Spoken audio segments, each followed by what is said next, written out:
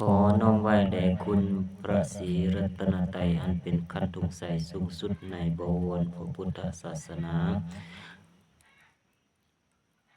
เจริญพรคณะสัตยาออกตนญาติโยมณลำดับต่อไปนี้อาตมาจะได้มาชี้แจงแสดงไขบรรยายหัวข้อธรรมที่มีชื่อว่าเงินมีประโยชน์ต่อพระสงฆ์หรือบ่จะเป็นอะไรขอท่านจงสดับรับฟังอยู่ในอาการอันสงบเพื่อเสริมสติปัญญาขึ้น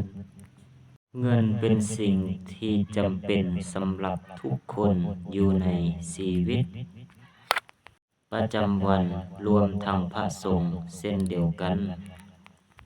ถึงแม้นว่าพระสงฆ์จะบ่สามารถครอบครองเงินได้โดยตรงแต่เงินก็ยังมีประโยชน์ต่อพระสงฆ์ในหลายๆด้านดังต่อไปนี้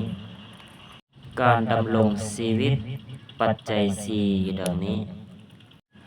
เงินสามารถช่วยให้พระสงฆ์สามารถจัดหาปัจจัยสี่ที่จำเป็นต่อการดำรงชีวิตได้แก่อาหารเครื่องนุ่งห่มที่อยู่อาศัยและยารักษาพยาธิถึงแม้นว่าปัจจัยเหล่านี้จะมาจากการบิณฑบาตการรับกิจนิมนต์การเทศนาและต่างๆรวมทั้งการบริจาคแต่บางครั้งพระสงฆ์ก็จำเป็นต้องใช้เงินเพื่อซื้อสิ่งของที่จำเป็นค่าใช้จ่ายส่วนตัวค่าห้ำเหียนค่ารถไปมาพระสงฆ์อาจมีค่าใช้จ่ายส่วนตัวแด่ค่าการเดินทางไปมาค่ารักษาโรคเช่นการไปโรงหมอหรือว่าค่าหนังสือธรรมะเพื่อนำมาศึกษาและปฏิบัติพระธรรมวินัยข้ออัดข้อธรรมต่างๆเงินสามารถช่วยให้พระสงฆ์จัดการค่าใช้จ่ายเหล่านี้ได้2ทางศาสนาการสร้างวัดวาอารามและการบูรณะวัดต่างๆเงินเป็นปัจจัยสำคัญในการสร้างวัดและบูรณะวัดที่เปเพสำรุดทรุดโทรมไปให้มันดีขึ้นเป็นปกติใหม่เพื่อให้เป็นสถานที่ปฏิบัติธรรมเดินจงกรมสมาธิและไหว้พระสวดมนต์ต่างๆการประกอบศาสนากิจการเผยแผ่ธรรมะต่างๆเงินช่วยสนับสนุนการเผยแผ่พระธรรมคำสอนของพระพุทธเจ้าเช่นว่าการพิมพ์หนังสือธรรมะการจัดกิจกรรมส่งเสริมการเผยแผ่พระพุทธศาสนาเพื่อให้พระสงฆ์ปลุกระดมออกตนญาติโยมคณะศรัทธาให้ร่วมสนับสนุนสืบทอดพระพุทธศาสนาหรือการสนับสนุนการศึกษาของพระสงฆ์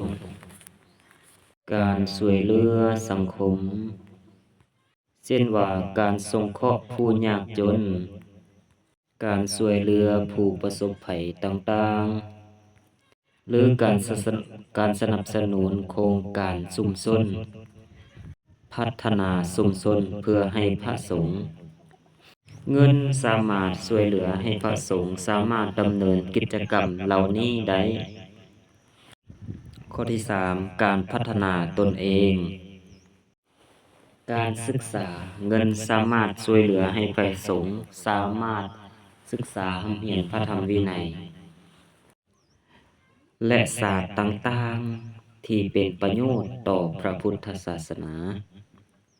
ต่อการปฏิบัติธรรมและการเผยแผ่พระพุทธศาสนา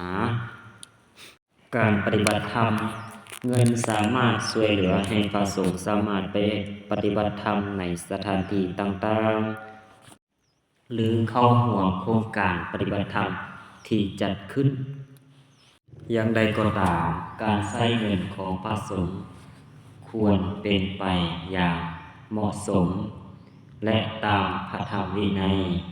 ที่สมควร บ่สะสมพระสงฆ์บ่ควรสะสมไว้เงินเป็นจำนวนหลายบ่ควรใช้จ่ายเงินอย่างฟุ่มเฟือยพระสงฆ์ควรใช้เงินอย่างประหยัดและบ่ฟุ่มเฟือยบ่ใช้จ่ายฟุ่มเฟือย